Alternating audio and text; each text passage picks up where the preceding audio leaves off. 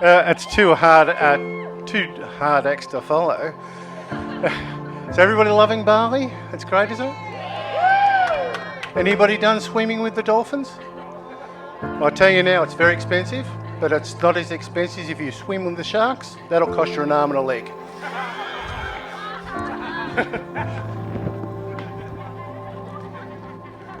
Okay, just bear with me. Oh my God, you have a long... No. Okay, I've written this speech down as I simply have the memory of a geriatric goldfish and I don't wish to stuff it up.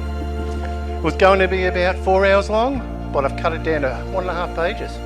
So I hope you all don't doze off. For those who don't know me, my name is Dale. Yes, I'm the father of the groom, Dale, and now the father-in-law of the bride, who refers to me as Daddy Dale to avoid the confusion, and yes, please stick with that. Joining us today is Colleen, Dale's sister Rebecca, her husband Dennis, as well as their daughter and my granddaughter Flossie. That's her over there, the beautiful one. Erika's parents, Rosie and Stanley, Erika's brother Anthony, and their extended family, and the happy couple's close friends, who I've met a few of you, and I must say, you're very funny and I love being around you. Thank you very much. We're all here to celebrate the marriage of two beautiful people. Firstly, allow me to officially welcome the joining of the Liu and Colpin families to the family tree. Secondly, we welcome Erika into our family. You are now officially my granddaughter. Oh, sorry, my daughter-in-law. Stuff that up. I didn't even have a shot. Erika, as always, you look stunning. And Dale, you're scrubbed up pretty well, mate. And your good taste with women goes down. It's well and truly noted. I must congratulate Rosie and Stanley on the magnificent way that you have brought up Erika. Not only is she intelligent, but she has a great sense of humour, which I'm sure will come in very handy throughout their marriage. It's such a wonderful day for my family as Erika joins ours and, well, you get Dale. No doubt Erika was looking for the perfect man to settle down with, but lucky for us, she settled with Dale. I've decided I won't offer them any advice on marriage because, boy, I failed that class. Jokes aside, Eric and Dale, I don't think I'm alone when I say I can clearly see the love that you two have for each other. It's a very special kind of love. I wish you nothing but happiness in your lives ahead as husband and wife, and in the future as mother and father. To add, let me say you have done such a great job on the wedding and you've chosen the venue well. How good's this place? It's great. You know, as much as I love Bali, so it was a win-win situation all round when they said, Dad, we're having a wedding in Bali. I go, oh, okay. Mind you, I can't wait to get back into my bintang singlet and shorts, which is the Aussie in thing in Kuta. I now reflect on how Dale and Erika's relationship transpired for me. I've told many people this story, and if you've heard it before, you'll have to bear with me.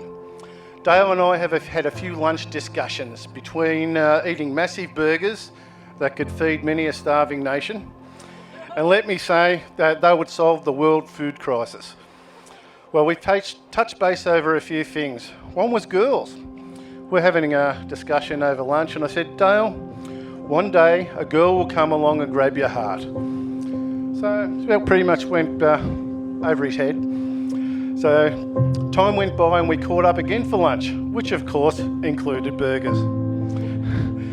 As we're enjoying the feed and having a beer or two, Dale said to me, hey Dad, you know how you told me one day I will meet the girl that will grab my heart? Not thinking, no, didn't really think about it, I just said, yeah, okay.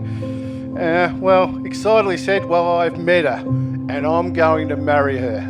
That's his exact words. I had to have a quick drink then because I nearly choked on my food.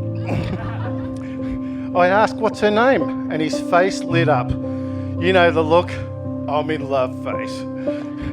He said, Erika. Well, I said, that's a nice name. I said, where does she live? Now I'm thinking local here from where he was living in Melbourne.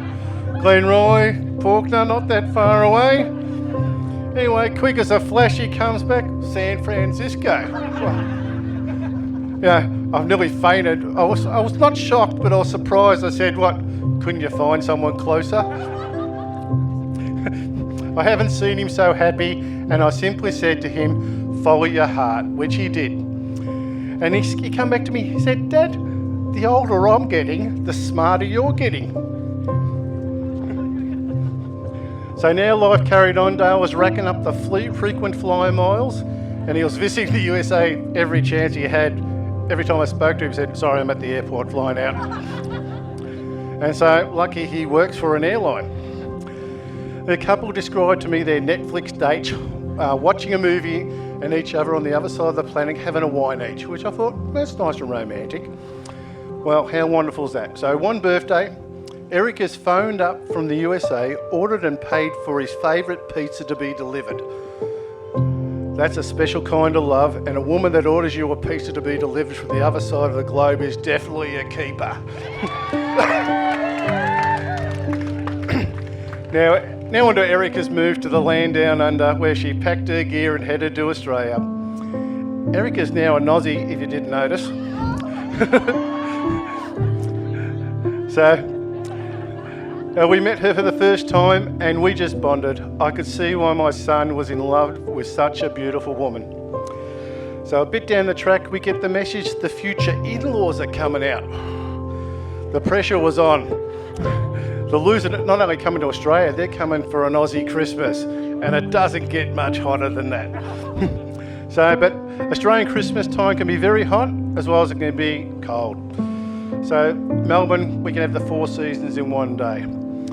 So they had the traditional Christmas with Dale's mum, and a few days later they did the road trip to Rye on the Mornington Peninsula. That's how we say it.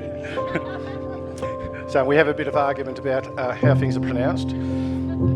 So they've come down, we caught up with Colin and I down the beach at the caravan, and on a day had light rain and drizzle. I'll paint the scene for you. We had a 4x4 gazebo at the front of the annex of our caravan. We had Rosie, Stanley, Anthony, Dale, Erika, Colleen and myself at the table. It was very cosy because we all had to move in to avoid the rain. So, okay, I've got to initiate him with the way we Aussies do it. It's called a surf and turf on the barbecue. A big, thick ribeye steak with prawns, or shrimp as you guys say it. So along with this, we had a few bevies, drinks, and totally enjoyed each other's company. And we went through a few bottles of refreshments that day, and I remember it took us at least 4 trips to the recycle bin to get rid of the evidence. Well, great food and wine and great company made it a very special day, and one that we treasure. Thank you, Rosie, Stanley and Anthony, for that special time. We're going to have to do it more often now because we are family. Okay, you can wake up now, I've finished. So we have now arrived to this special day, and what a wonderful day it is. In saying that, I would like everyone to raise a glass to Mr. and Mrs. Lou Colpin. Thank you.